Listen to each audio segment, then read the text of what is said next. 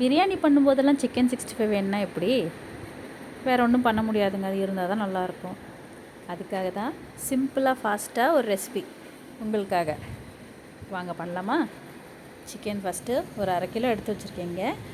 1/2 kilo சிக்கனை நல்லா wash பண்ணி இந்த மாதிரி க்ளீனாக வச்சுட்டு அதில் இஞ்சி பூண்டு பேஸ்ட்டு, உப்பு, மிளகாத்தூள் போட்டு அதிலே ஒரு ஃபுல் லெமன் பிழிஞ்சு விட்டுருக்கேன். நான் இங்கே கொஞ்சம் புளிப்பாக பண்ணோன்னு ஆசைப்பட்டேன். ஸோ நீங்களும் ஒரு ஃபுல் லெமன் யூஸ் பண்ணுங்கள். இந்த லெமன் நிறைய ஜூஸ் வந்துச்சு. டேஸ்ட்டு ரொம்ப அட்டகாசமாக இருந்துச்சு. ஏன்னா அது எங்கள் பாட்டி வீட்டு லெமன். அவங்க வீட்டிலே வளர்ந்த லெமன்றதுனால ஃபுல்லாக ஜூஸ் தாங்க இருந்தது.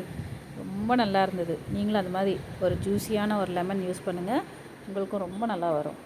அதை போட்டு அது போட்டதுக்கப்புறமா கொஞ்சம் கார்ன்ஃப்ளவர் பவுடர், கொஞ்சமாக பேசன் ஃப்ளார் யூஸ் பண்ணி அது கூட கொஞ்சம் ஆயில் போட்டு நல்லா மிக்ஸ் பண்ணுங்கள்.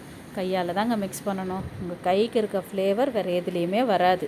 ஸோ நீங்கள் ஒரு 5லேருந்து ஒரு 6 நிமிஷம் நல்லா பிசைஞ்சு கொடுங்க.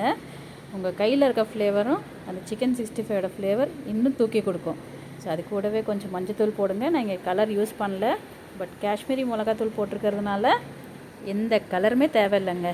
அது கூடவே கொஞ்சம் கருவேப்பிலை போட்டு, நான் இங்கே ஆக்சுவலி சில்லி கூட போடுவேன், க்ரீன் சில்லிஸ் போடுவேன். பட் இங்கே என் பசங்களுக்கு கொடுக்கணுன்றதுனால க்ரீன் சில்லி போடல.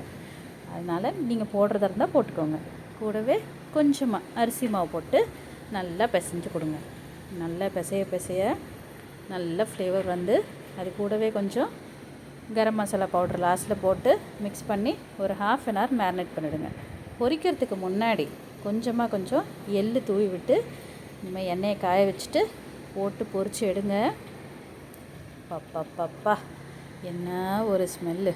பக்கத்து வீட்டுக்காரங்க ஓடி வந்து கேட்குறாங்க, என்னங்க பண்ணுறீங்க? காலையிலேருந்து இப்படி மசாலா ஸ்மெல்லாக வருது அவங்க வீட்டிலேருந்து கேட்குறாங்க.